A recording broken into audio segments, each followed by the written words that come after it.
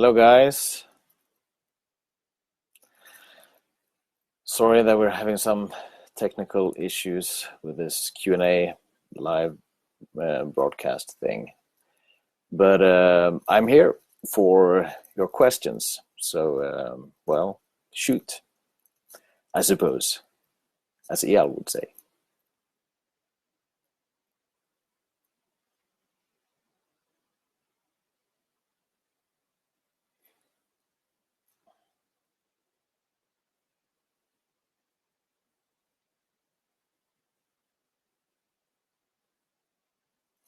Oh, hello, guys. So I'm waving here a little bit like this. These are my producer hands.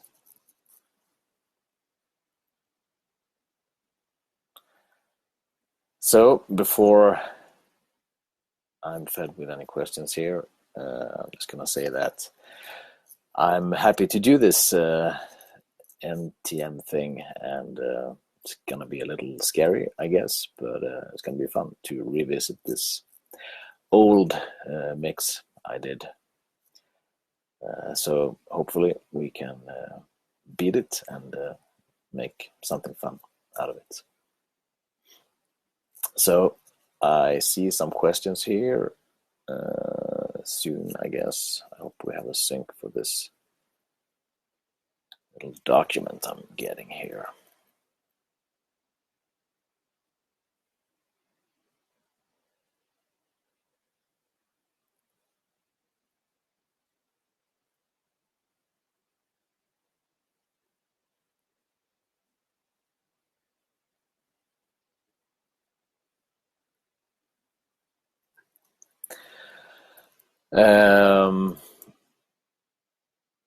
Well, actually, Eyal wants me to say which year I produced Watershed, and I don't fully remember, to be honest. I think it's 2008, and it's possible that it was released 2008, and then we actually did it in 2007, but something like that.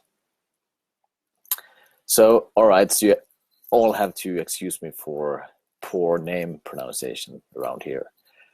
But we have a question from Isaiah Prather. What was the original purpose behind mixing the song Audience Perspective? Well, I guess the purpose was that back in the day, I used to prefer mixing Audience Perspective usually, or I used to ask the band about it. Over the years, I think I grew into what we Swedes think is more of an American way of mixing, which is drummer perspective, basically, or band perspective. Which the only thing this applies to, obviously, is drums, and it just feels more natural with a right-handed drummer to get the toms from left to right, I would say, these days. But I still change a little bit from time to time. But at that time, mostly audience perspective. Today, mostly drummer perspective. No other trick behind that. So Luca De La Rosa asks, what's the AD converter you use to soft clip your super loud masters?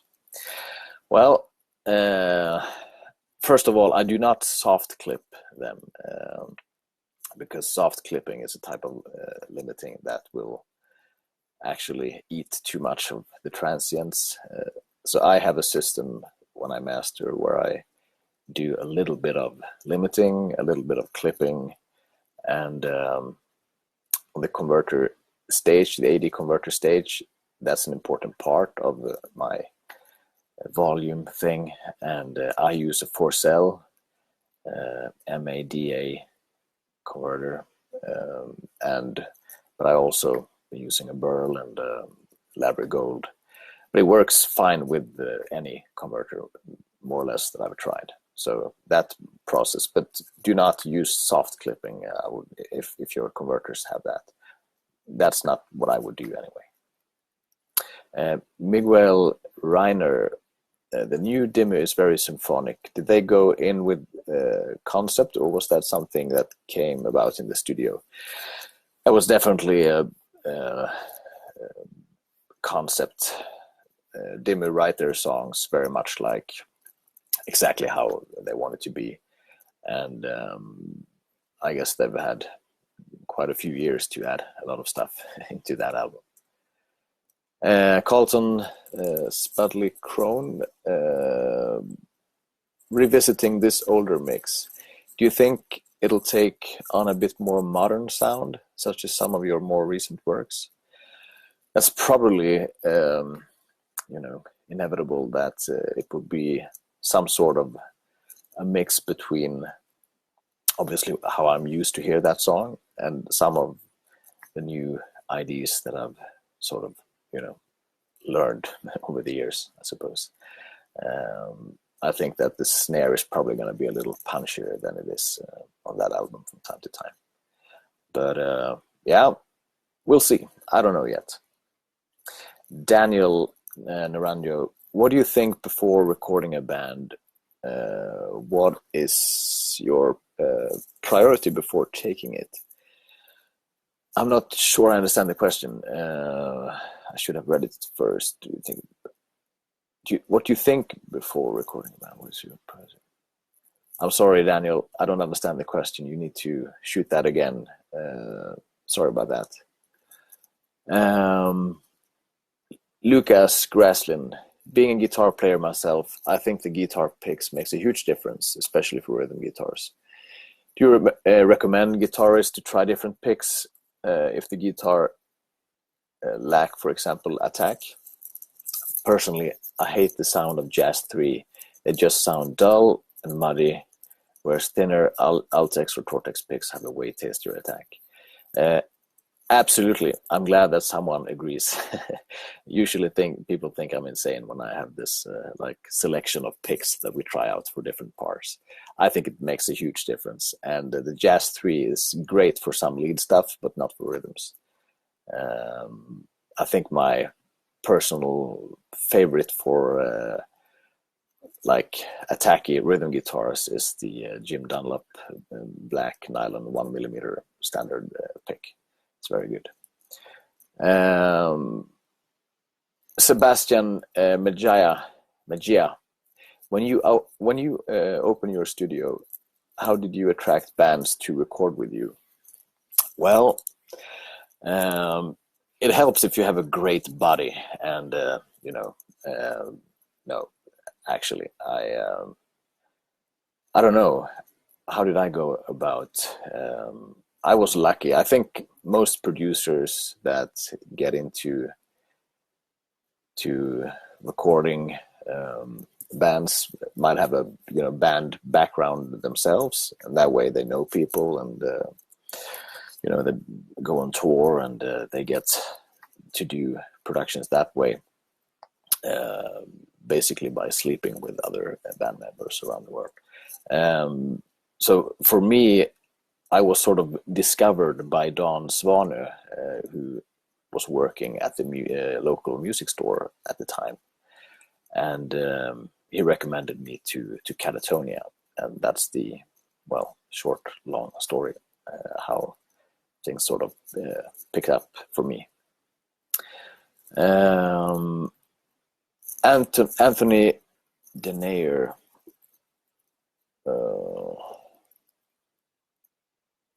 Why did you use a comb filtering on the solo lead guitar at 257? I need to come back to that question. I don't remember if I did or if there's any weird stuff going on there. And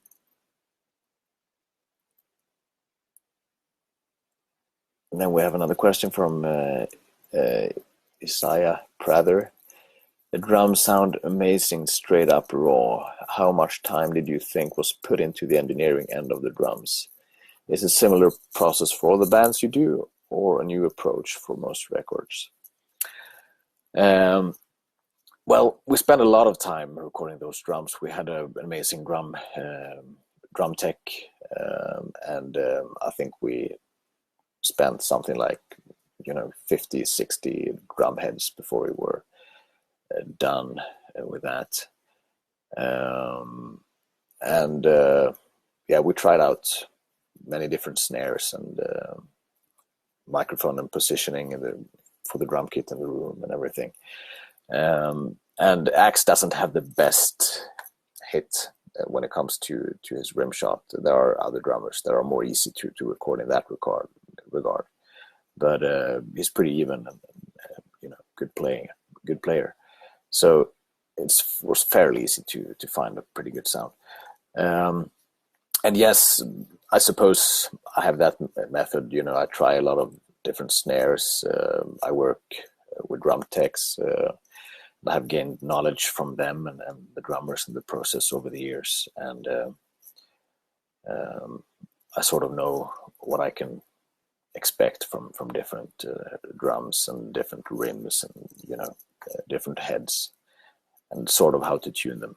And if something doesn't work, I switch to something else. Benjamin Miller, kick trigger track on the Opeth session. I'm hearing 2 to 3 different samples throughout the song. Obviously a different one of the double kick parts. Can't figure out what's the point of that. Is it only without room on the double kick or entirely? Yeah, this is questions about the session that I'm not exactly sure, actually, what it is. But I think it's the same sample, but it's different layers, if I remember it correctly. And I throw those in there because I had those in the session. Those I used in the mix. I'm not sure I'm going to be using them when I'm mixing this. We'll see. Kevin Hinrichs, what are your favorite go-to mics for recording rhythm guitars? Really like how the raw guitars on this Opeth track sounds. Thank you, Kevin. Well, at this time, for sure, I would say that it was a combination of 57, possibly MD421, and also Royer 121, which was a fairly new microphone back then. And that's something I've kept. 57 is hard to beat. I've tried a lot of different mics and also different versions of the 57, like transformer-less and modified transformer, Unidyne 3, etc.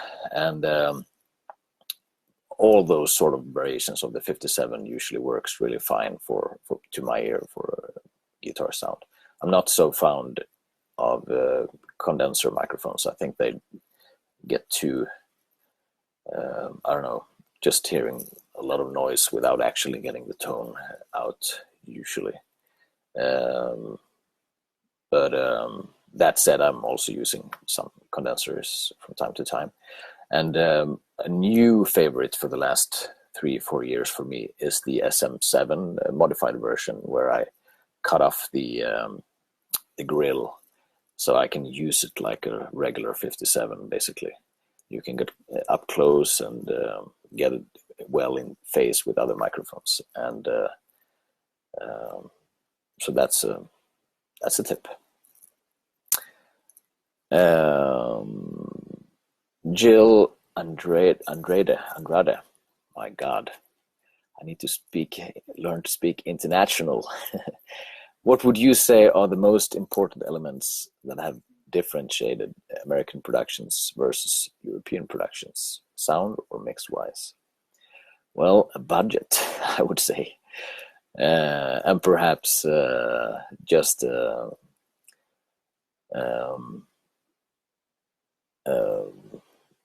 Darwinism. It's more great producers that come from US, so the top ones are better, in my opinion, just because the selection is bigger. But yes, I think that usually American productions sound fatter and bigger, and I'm not talking specifically metal, but if we broaden things to rock, then American productions is something that I've always sort of looked up to and thought sounded better. And we've been, me and my colleagues have been thinking, could it be the electricity, or what kind of weird stuff do they have over there? Because the power is balanced. And we've tried different things, to sag out the power in our studios to try to get an American sound or whatever. But usually, yeah, I guess the answer is more simple than that. So John Douglas has a question. What was the vocal chain on Watershed? U47 and LA2 question mark. I did not have a U47 at that time. But what was a little special about that production was that I had a number of vocal chains that I put up. And I kept like 3 of them, I think. And then for each vocal part on the album, perhaps not the grunts, I think I recorded all the grunts with the same setup. But for the clean stuff and the choirs and stuff, I always tried all those microphones for each part, which sort of delivered the best vibe feeling, not necessarily sound. I think sometimes I definitely prefer an SM7 because it just works together with the throat in a vibey way that I like, not necessarily sounding better than a U47 or whatever. Not sure if that was helpful, but I did not have a U47 and I did not have a LA2, I think, at that point. Carlos G. Sarmiento. Hey, gents. Hello, Carlos. Do you have any preference as far as string gauge for different tuning? Well, yes, I do, but it depends so much on the player and also on the guitar and the scale of the guitar. But usually a little thicker than the players might, bring. So we usually have a discussion about it before we order strings for the production. And it's pretty common too that we make like a custom gauge selection for especially the lowest string. Yeah. Adil Tahir, anything that you've produced and mixed has had some really lush sounding acoustic guitars. What's going on in the recording mixing process generally? Oh, that's a broad question, Adil. Well,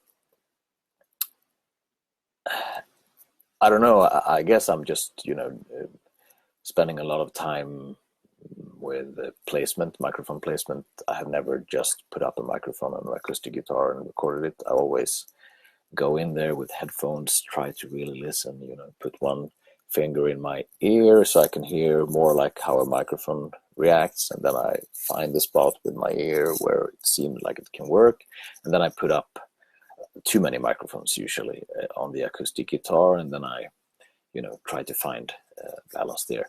Especially at this time, I had a very nice sounding room. It was my old studio, and all the acoustic instruments, it was almost cheating. Everything sounded good in there.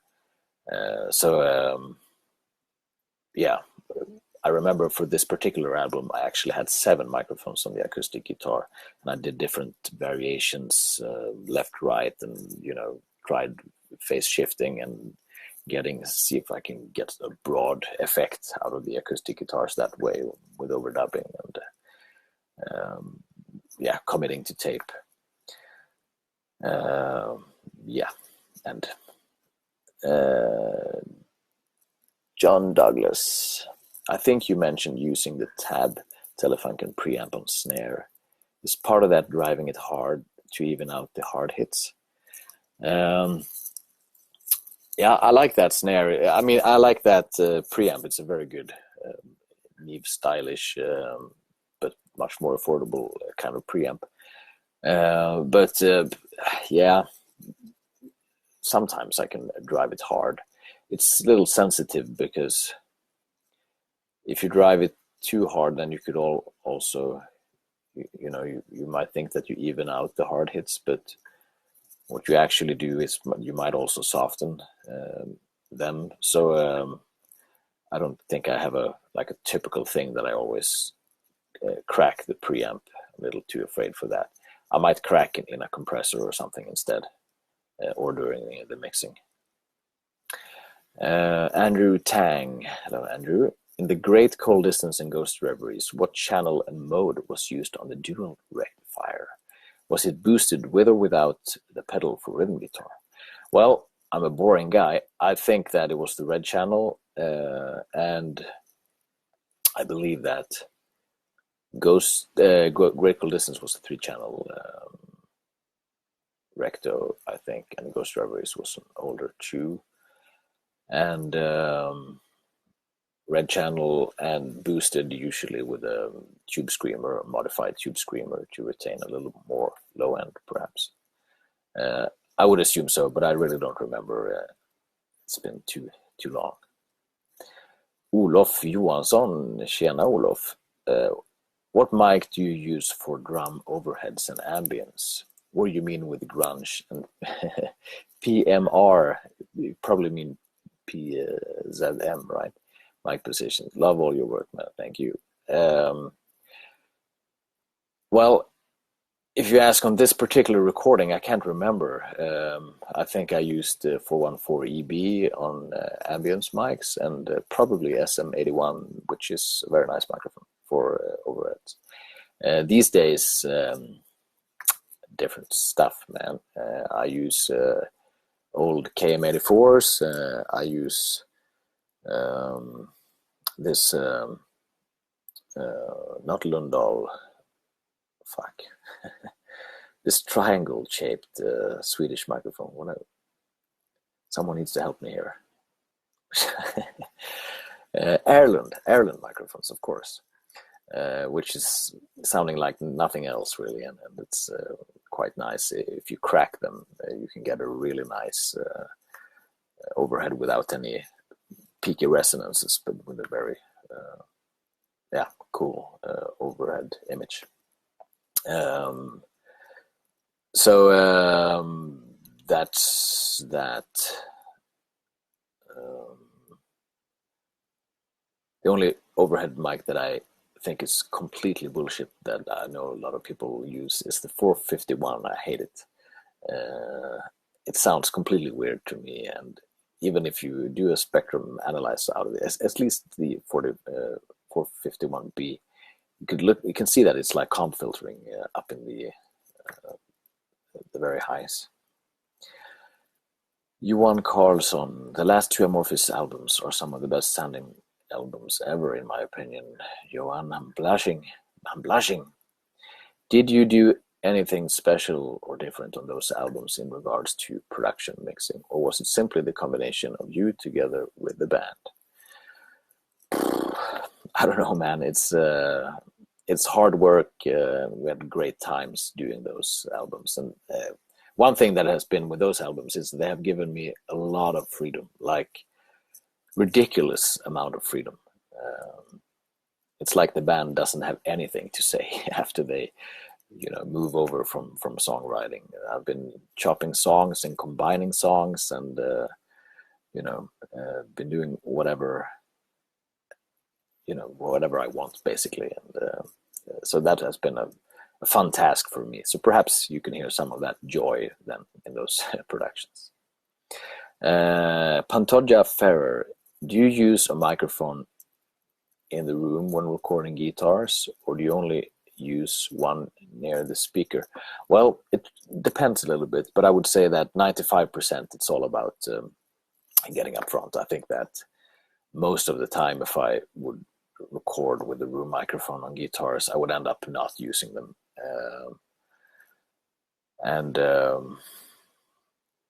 Especially on rhythm guitars. And I'm not saying that 10 years from now I will change my opinion, but it's nothing that I do on a regular basis. I do like ambient sound on guitars if they are alone, or if they're like one guitar in a break or something, but then I usually work something out without the verb or something. I think it becomes better usually. Alex Para has a question. On the Opeth tracks, how did you go about adding the fast double bass back into the room mic tracks after tracking the fast kick separately from what it sounds like?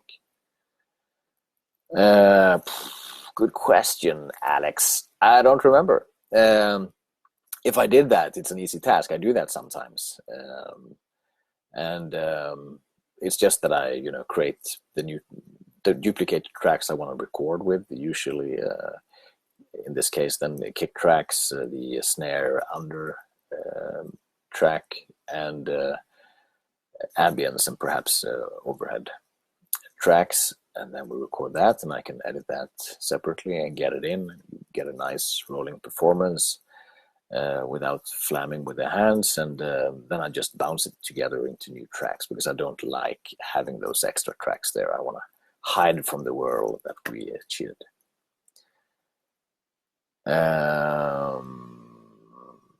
Jazz Omri has a question. Hi, Jens. Hello, Jazz. If you have Yes, sorry, yes. If you have more than 2 rhythm guitars, you pan all of them hard left and hard right, or do you try to put some tracks in between? Not much in between for me. I guess I used to be a little bit more subtle with panning, but I guess I've learned from Chris Lord, Algie there, that it's just do not be too subtle with panning. So no, I usually pull them out. In many of the stuff that I work with, there's so much bullshit going on anyway. So you really need to save the space you can. So full pan.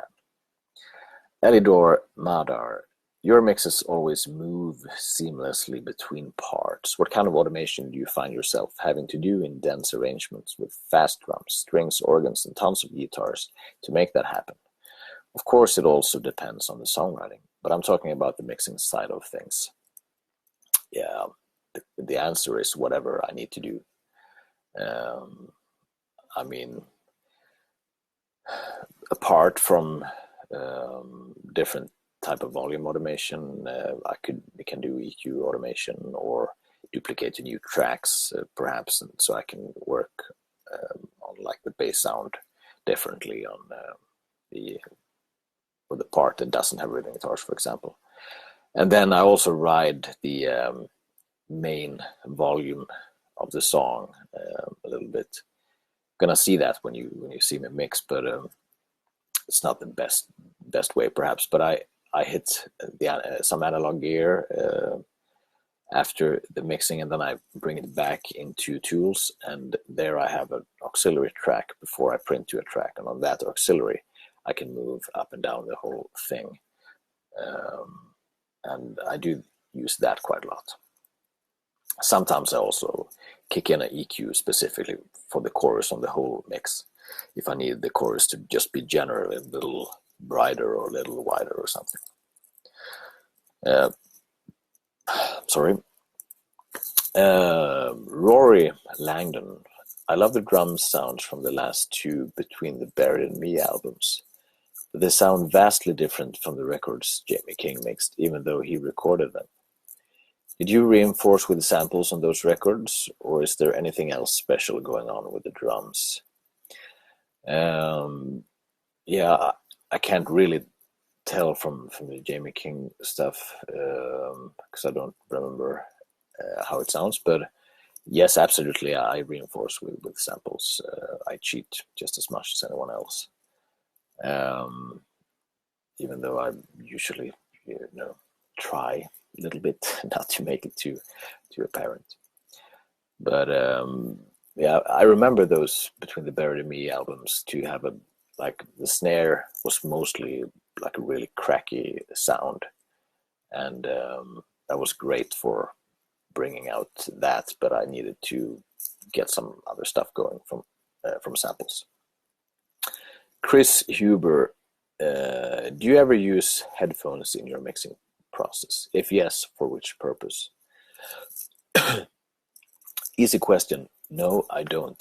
I never listen on headphones, and I'm not saying that that's the ideal way of mixing, but I just never do. I don't like it. Every time that I've sort of strapped on headphones and then I start hearing things like, perhaps I should do that and that and that, it always ends up becoming worse.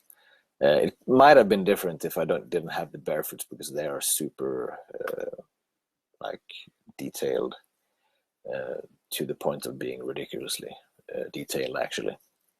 So yeah, no, it has happened a few times, but it's not like, I wish I should do it more, because I think headphones, they lie. It seems like it always just sounds good in there. Joel DeGarmo, related to Chris DeGarmo, perhaps, Queensryche. I love the Grand Magus Hammer of the North record, a great album. You remember anything in particular about mixing that record? It sounds amazing. It sounds almost like it was tracked live. Well, I don't think it was tracked live, but it was, pretty live approach to that album. It was Nicholas, the bass player, who produced it, and well, may his soul rest in peace. It was George Marino who mastered it. That's what I remember, and that they were really happy about it, and that I had to change the bass sound in the last minute when the album was done, because suddenly the bass player went nuts. That is, well, actually, Nicholas, he's not the bass player of that band, obviously. Then forget that. But the bass player of Grand Magus, he went nuts in the end, because he had tried to, say that he wanted more distortion on his bass, but that has never been passed on to me by the producer. So in the end, I had to go back and try to rework the bass sound and everything. But apart from that, no, I don't remember anything. So this last 2 minutes was just me talking. Kim Seidel, when a band you're working with insists on doing something that could compromise the product, in your opinion, like a shitty part of the song, strange revision requests, and other things of that kind, like changing the bass sound in the very end, how would you go about solving the situation? Yeah, that is one of the harder parts of the job, I suppose, but you cannot, you cannot force your own ego too much in this. I guess the answer is difficult. It really depends on my mood, I guess. But I really try to have the sort of, the view on things that it's not my album. I am never gonna listen to that album again. But they probably gonna have to live with it for a while. So yeah, and the end listener doesn't give a fuck anyway. So I usually, I really try to listen to what people say, and if I think that something is obviously messing things up, like, have you ever got a mixed comment about lowering anything? Everyone just wants to bring the stuff up. So so they're not hearing the whole thing, and they haven't been, the mix process and everything. So I might interpret the mix feedback and do something with it that I think works. And yeah, and sometimes it's a real pain if they come, and say things that you just cannot really cope with. Then I guess you need to find a common ground, or they can, have to go somewhere else or whatever. That has more or less never happened though. So. But it's a very difficult thing that, everyone working this field have to face. But always see it as you're helping the artist. It's not, you might call it your mix, but it's not only your mix, is it? Andrew Roche. Hey gents. Hello, Andrew. Do you have a specific guitar pick material? I already answered that a little bit earlier about the Jim Dunlop 1mm thing. Dmitry Matsyutsky, that was a difficult last name, Dmitry. Would you be curious to listen to our NTM members' mixes of this Opeth song? Well, absolutely, very curious. we'll see what happens there. To be honest, I've never watched one of those NTM things, so not sure what's the normal thing to do when we do this live thing. Chris Huber, what is the exact name of this Telefunken preamp? Which one do you mean, Chris? Are you talking about the one we were mentioning before on the snare, perhaps? It's that has been around in like 4 different names. Sorry guys, I need some water.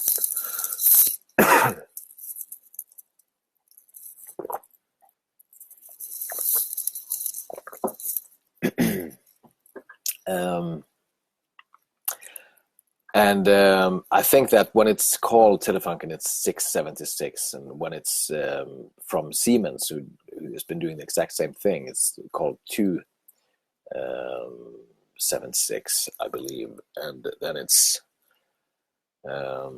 also made in some other from Tab Funkenwerk when it's called something else. Not exactly sure. If you look up it on Gearslads, they will know better than me. But 676 or 276 is what you can look for. It's basically the Telefunken one is basically the solid state version of the classic V76, more or less. Charlie Munro, hi Jens. Hello Charlie.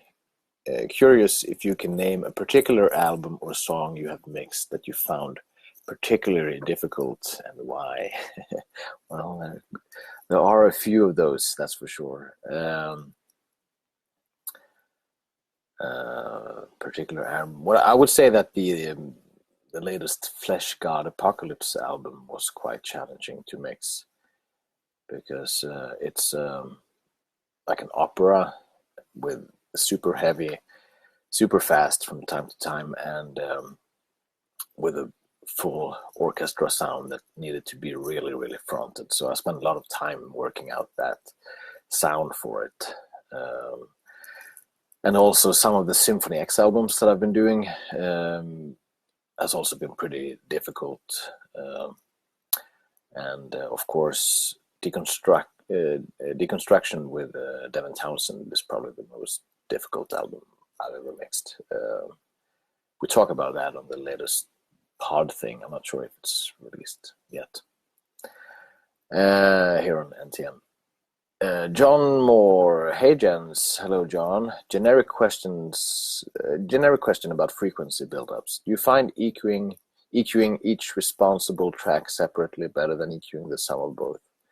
For example, when mastering your own mix.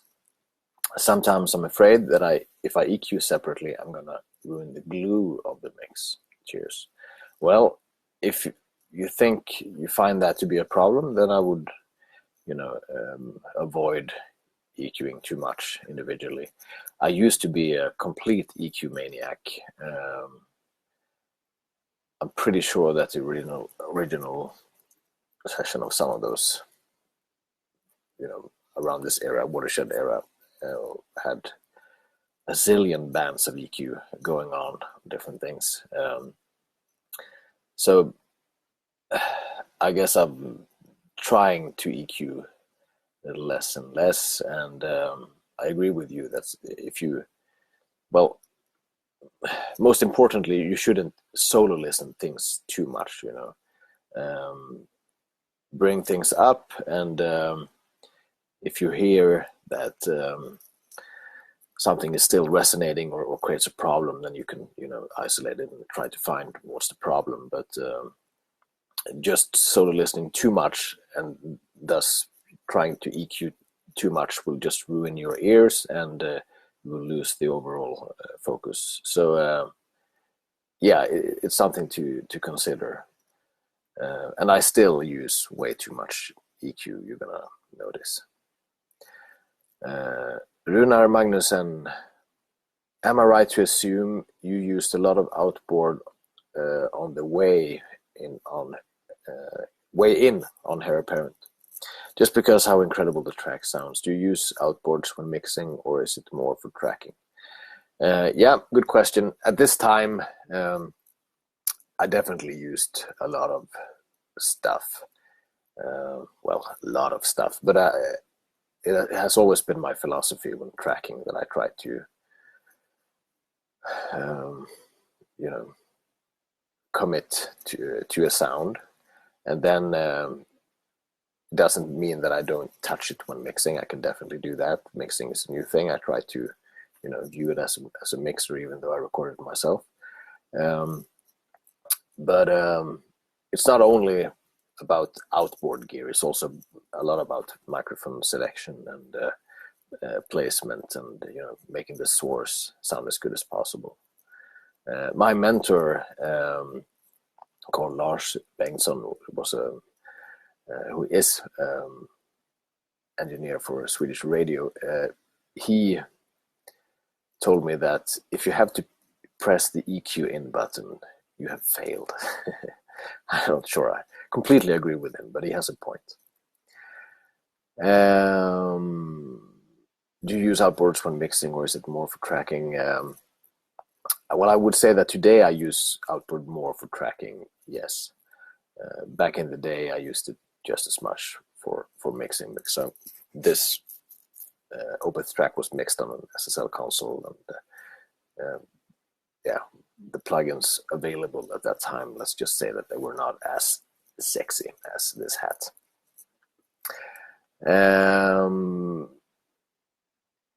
Adil Tahir,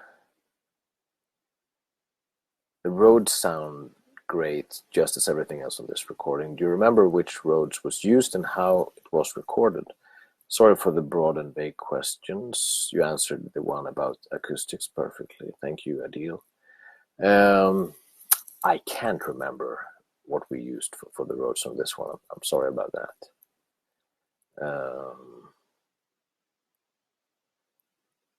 I can't remember at all, actually. For the organ sound for this one, on this album, it was an old, I think it was an M100 that I had with a 122 Leslie. Really, really nice combination. And the Rhodes, I want to remember it that it was an actual Rhodes, and it was probably a Mark II Fender Rhodes. Enrico Rotolo, what kind of input did you have, if any, on the writing or arrangement process for this album? Was it mostly Michael driving the direction, or gave control to you? Was control your thing for engineering and production? Yeah, you get the meaning here.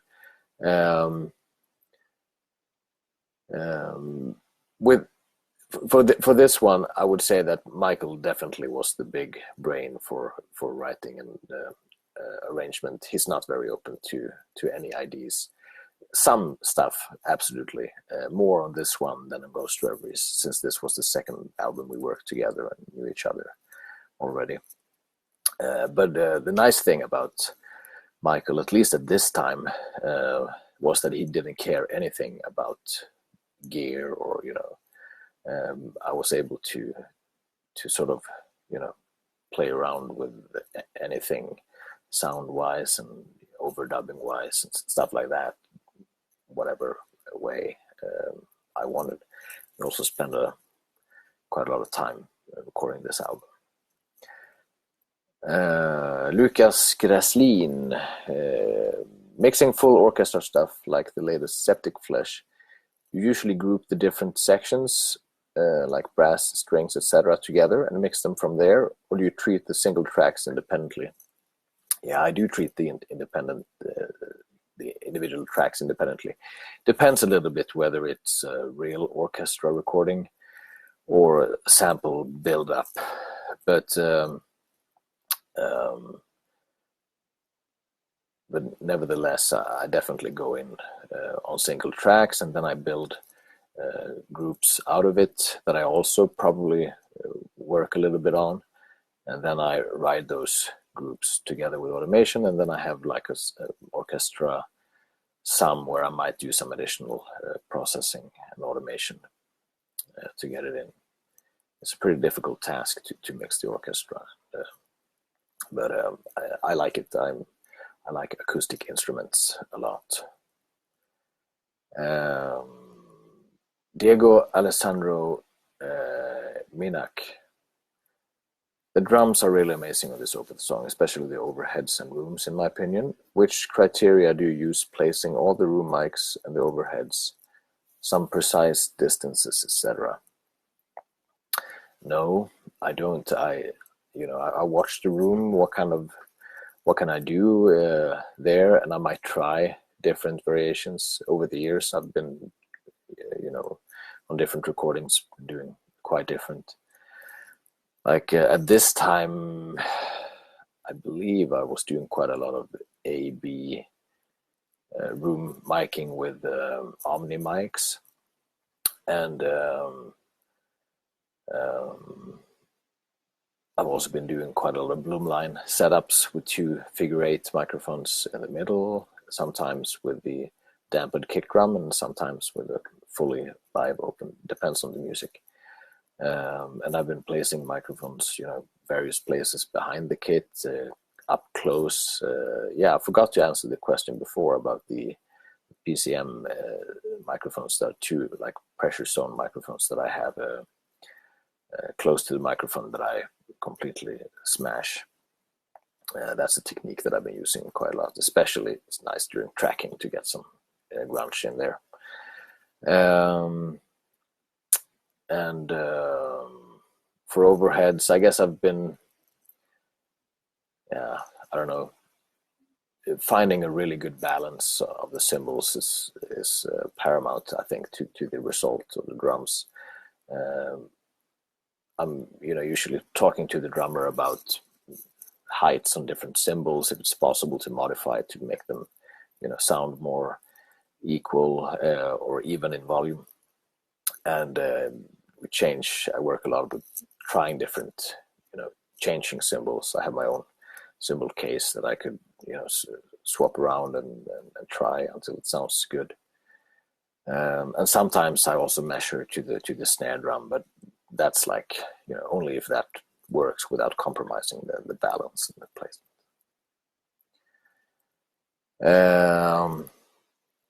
Okay, so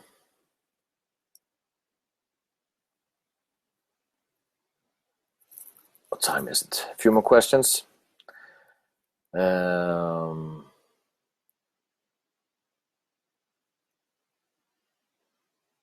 Any advice? James McConnell is wondering. Any advice for fledgling, just starting out audio engineers, feeling overwhelmed with the amount of info available, hard to know where to start? James, I hear you. It's I'm lucky that I started out before the internet were available, and I'm lucky that I started out on tape and horrible ADAT machines that didn't sync or whatever, because it was easier, to sort of have fewer things, and then over the years more stuff has been added to the arsenal. It's easier for me to watch the plugin list and find plugins because I've been there and know how the originals sound, and it's just easier to know what to get from it. So I completely understand your feeling there,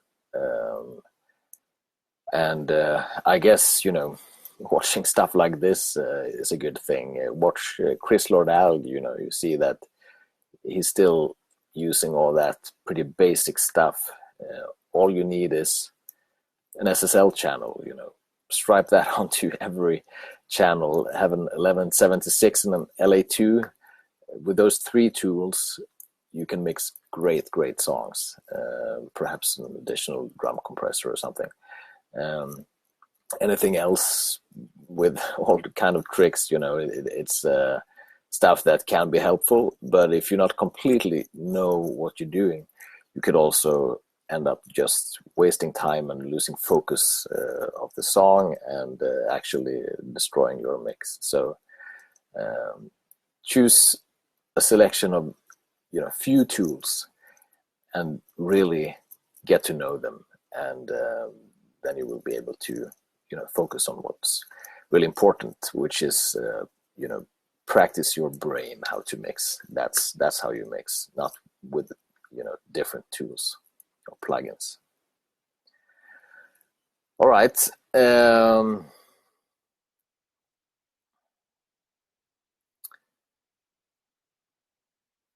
God, many questions. That's amazing.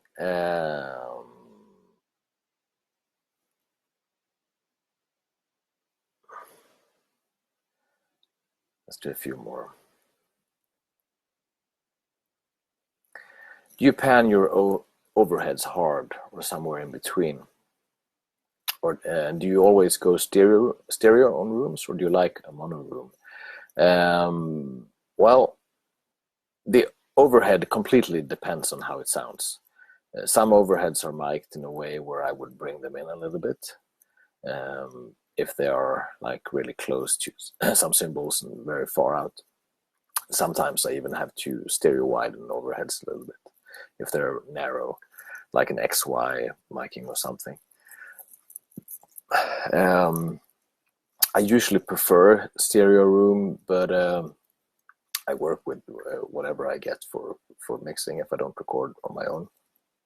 If I do record, then I usually go stereo, and I might pair it with the mono room as well, and then I'll see whatever I do. Sometimes the mono room can be nice for just extending, the snare sound and the kick without sounding too much like a room thing. Do you compress drum rooms on the way in? What are some go-to compressors for that? Usually not. Sometimes I've been recording, but this is by chance. It's been with whatever gear available to me. It's not like there's a master plan behind it. But I've been recording a lot rooms with one of these Drummer 1960 preamps and compressors that has worked pretty well for me. And sometimes on room, if I have different rooms, I might completely smash some of them. Sometimes with distressors, they can create a really nice distortion to room that I like. And sometimes I crack it in an SSL console in the preamps or some other console just for getting distortion out of it more, which also you lack as a sort of compression. Ben Johnson has a question. What do you find useful for inspiration? It disappeared. So your mixes continue to evolve and get better as you grow as an audio professional. Is this a conscious thought as your career progresses? Well, I think that if you've been doing this for many years, I think that you need to find inspiration in general, perhaps by not working too much, or perhaps by having some other interests, so you can feel hungry when you go to work. So I can't say that I'm inspired so much about other mixer or music. I mean, I sit here and mix 8-10 hours a day, and it's not like I pop a metal album when I come home, that was just released or whatever. I have 3 kids, so let's just say that has enough sound in my house anyway. So in general, I try to appreciate what I'm doing, stay happy with what I do. Choose jobs that I think can be fun, not doing too much production. That has been a key for me.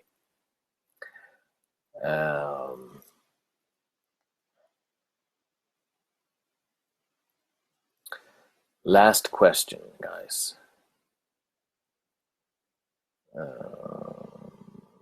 Let me just sort a little bit.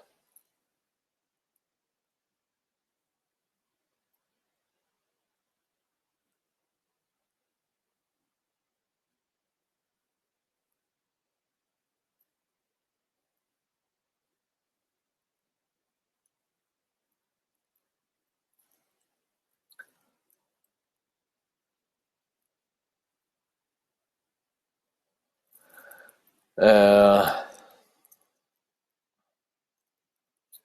was difficult to choose.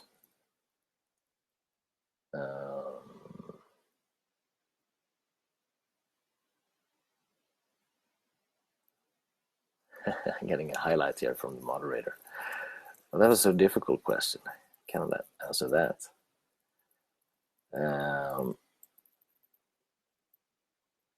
I need to think about that one. I got a question here. What is the single most important thing you learned as a mixer aside from trusting your ears by Timothy Glass? I don't know, man. The single most important thing. That was a really difficult one. I need to, sleep on that one a little bit and perhaps come back to it on the live mix thing we're doing.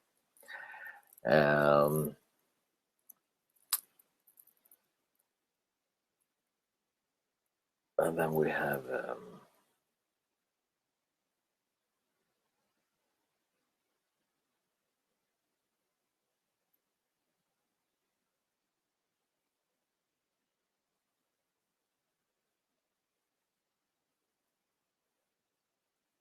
I realize I'm taking way too long now to sort here. I'm getting tired. Okay, let's do this one. What's the plugins and hardware you use on the master fader? I know that can differ quite a lot from different mixers. Some put a lot of their general sound into the master fader. I try not to. I try to keep it, more a little bit of compression, and some EQ is usually unavoidable, and perhaps a little bit of widening as well. I'm not a big fan of too much widening, but a little bit, and perhaps also do that in an MS way, not just a straight widening. So usually it will involve 1, 2, even 3 plugins for EQ that might also be a little automated. And then I have this, well, you're gonna see on the live thing, but I feed to a number of stereo outputs, and then I have this summing unit that just is unity gain on everything. And from there, I hit an SSL compressor, usually for my bus compression, and then I usually, or 70% of the time, hit a Phoenix Thermionic Culture Phoenix compressor that I don't compress with. I just boost it a little bit and get a little bit of that tubey sound that I like. It also cleans up the low mid quite nice, that one.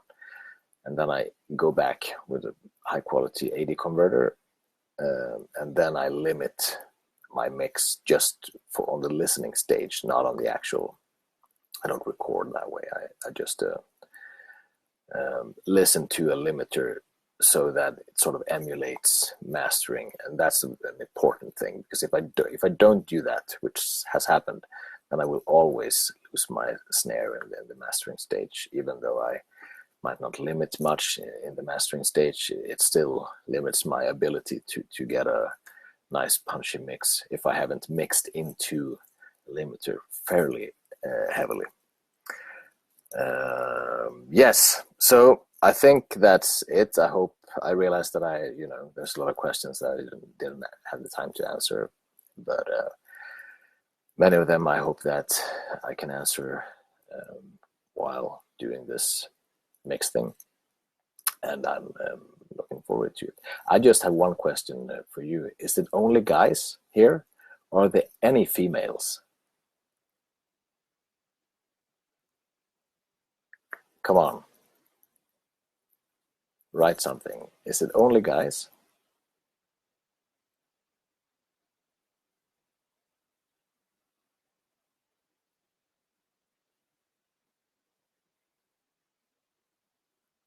Well, I'm not seeing anything here, but okay, well, Sausage Fest. There you have it. Ball wall. Well, I hope that next time I'm on Nail the Mix, whenever that will be in the future, I hope to see some females as well, because hey, this is not a very equal thing, is it? We need to get more females into this scene, you know. All right, so there's been we do have a woman in the group, but I don't think anyone's like, all right, we have women in the group. All right, that's good. I'm a Swede. I'm concerned about these equality things. All right, so I'm gonna stop talking right now. So see you soon. Very nice to see you all. All right, cheers. Bye. Mwah. Puss puss.